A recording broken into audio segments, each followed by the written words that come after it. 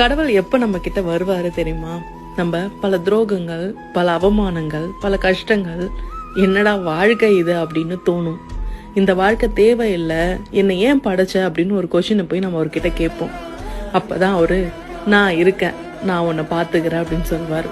இதெல்லாம் எப்ப நடக்கும் தெரியுமா? நீங்க உண்மையா இருக்கிறப்ப, உண்மையா கஷ்டப்படுறப்ப, உண்மையா அழறப்ப, நம்ம எல்லாமே பண்ணி நம்மள எல்லாரும் குத்துறாங்களே அப்படின்னு தோணும் தெரியுமா?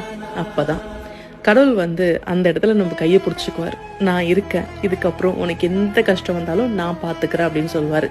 இவ்வளோ நாள் உனக்கு நான் ட்ரைனிங் தான் கொடுத்துட்டு இருந்தேன். ஸோ அந்த ட்ரைனிங்கில் எல்லாமே நீங்கள் ஸ்ட்ராங்காக ஆகிறதுக்காக தான் அப்படின்னு ஒரு விஷயம் நமக்கு அப்போ தான் புரிய ஆரம்பிக்கும். எப்பயுமே கடவுள் நேராலாம் வரமாட்டார், நேராக நம்ம காதில் எதுவும் சொல்லலாம் மாட்டார். ஆனால் சில விஷயங்களை நம்ம கிட்ட சொல்லணுன்றதுக்காக பல கஷ்டங்களை அனுப்பி வைப்பார். அந்த கஷ்டத்தை எல்லாமே நம்ம தாண்டிட்டோம் அப்படின்னா நமக்கான நல்ல நேரம் பிறந்துச்சுன்னு அர்த்தம். கடவுள்